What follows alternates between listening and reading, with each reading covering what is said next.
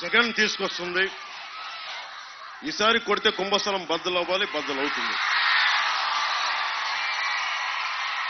బద్దలు కొడదాం. మీరు అందరికీ చాలా మందికి ఏదో చిన్నపాటి ఇల్లు, చిన్నపాటి స్థలం, మీ తల్లిదండ్రులు స్వార్జితం, పిత్రార్జితం ఉంది కదా మీ అందరికీ వరకు. ఈ రోజున government, YCP government land titling act పట్టుకొచ్చింది. ఇది మీరు చాలా జాగ్రత్తగా వినాలి ఈ మాట. మీ భవిష్యత్తు కూడా ఇది చాలా అవసరం. మీరు చెప్పండి, ఒక బ్యాంక్ అకౌంట్ మీ దగ్గర ఉంటే మీరు ఎంత కాదనుకున్నా ఇది భారతదేశపు మౌలికమైన సమస్య. ఇది చేతుల్లో నేను నీకు ఎలా చెప్తాను, డిజిటల్గా నేను నీకు ఇచ్చేస్తాను, నీ మొత్తం ఆస్తి పత్రాలన్నీ డిజిటల్గా ఉంటాయని జగన్ చెప్తా ఉన్నాడు. సరే, సంతోషం, టెక్నాలజీ మారిపోతుంది, అద్భుతం జరుగుతోంది అని. మరి మన డీటెయిల్స్ అన్ని తీసుకెళ్లి హైదరాబాద్లోని అక్కడ మనం కూర్చోబెట్టి ఒక కంపెనీలో పెడతాడు. నానక్రామంగూడలో ఒక కంపెనీ ఉంది, వైసీపీ వాళ్ళది. ఆ కంపెనీలో మీ ఆస్తి డీటెయిల్స్ అన్ని పెడతాడు. ఇక్కడ మీకు ఉదాహరణకి ఇక్కడ ఒక ఆక్వా రైతు ఉన్నాడు. నీకు ఎన్ని చెరువులు ఉన్నాయి, నీకు ఏమేమి ఉన్నాయి, అది ఎవరికి వెళ్తుంది, దానికి ముందు వెళ్ళింది మొత్తం డిజిటల్గా వాళ్ళ దగ్గర ఉంటుంది. మీకు స్టాంప్ పేపర్లు ఉండవు.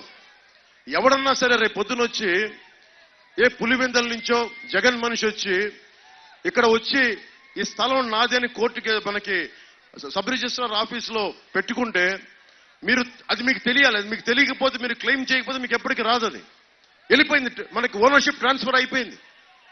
ఇది మన తాతగారులు ఇచ్చింది, మన పిత్రార్జితం, మన కష్టార్జితం కావచ్చు. ఇవన్నీ తీసేస్తున్నాడు జగన్.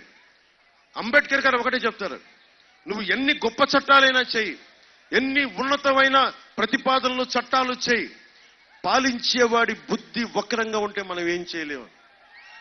పాలించేవాడి జగన్ వక్రంగా ఉందా, సబబుగా ఉందో మీరు ఆలోచించండి. అరే, ఉపాధి అవకాశాలు ఇవ్వలేదు, డిఎస్సి నోటిఫికేషన్ ఇవ్వలేదు, సిపిఎస్ నువ్వు రద్దు చేయలేదు, రోడ్లు వేయలేదు, ఉపాధి అవకాశాలు ఇవ్వలా, ఫీజు రీఎంబర్స్మెంట్లు చేశారా లేదా మీకు చెప్పండి. మీరు ఎన్ని ఫీజు రీఎంబర్స్మెంట్లు చేశారు?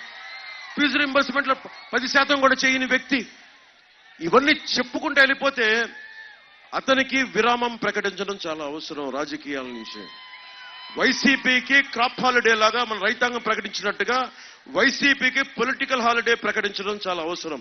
వాళ్ళు సరిదిద్దుకొని భవిష్యత్తులో ఒక 10-12 సంవత్సరాల తర్వాత తిరిగి వస్తే అప్పుడు మీరు ఆలోచించండి.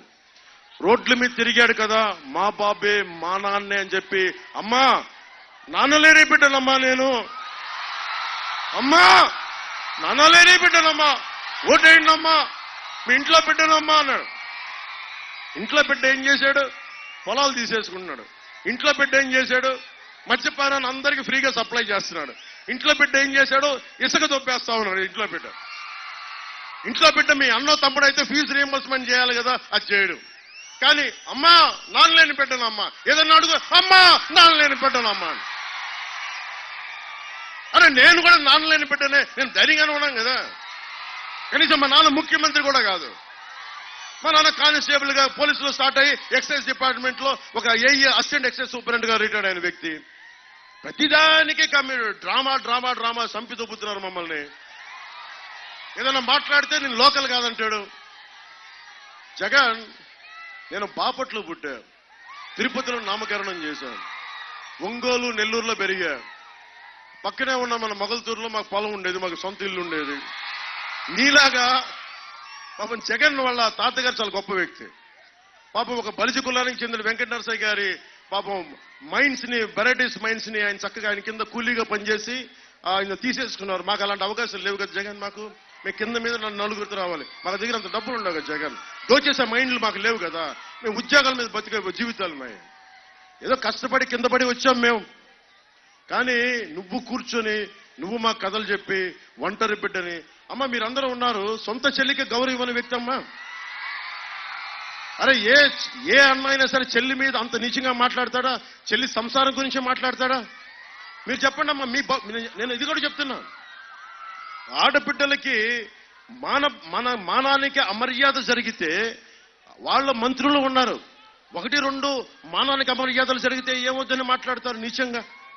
30,000 మంది ఆడపిల్లలు పైగా అదృశ్యం అయిపోతే, నేను వారాహి యాత్రలో చెప్పా, 30,000 మంది ఆడపిల్లలు అదృశ్యమయ్యారు ఆంధ్రప్రదేశ్ నుంచి అంటే నన్ను తిట్టని బూతులు లేవు వైసీపీ వాళ్ళు. నీకేం తెలుసురా అంటారు, అదంటారు ఇదంటారు. సన్నాసులారా, నేను చెప్పిన మాటే ఆయన మన home minister, associate home minister చెప్పారు, మన స్టేట్ మినిస్టర్ ఫర్ హోమ్. 30,000 మంది ఆడబిడ్డలు అదృశ్యమైపోయారు. ఈ మనిషి ఒక్క రోజన్నా మీకు దాని గురించి ఒక అభిప్రాయం చెప్పాడా? ఏం జరిగిందని చెప్పాడా?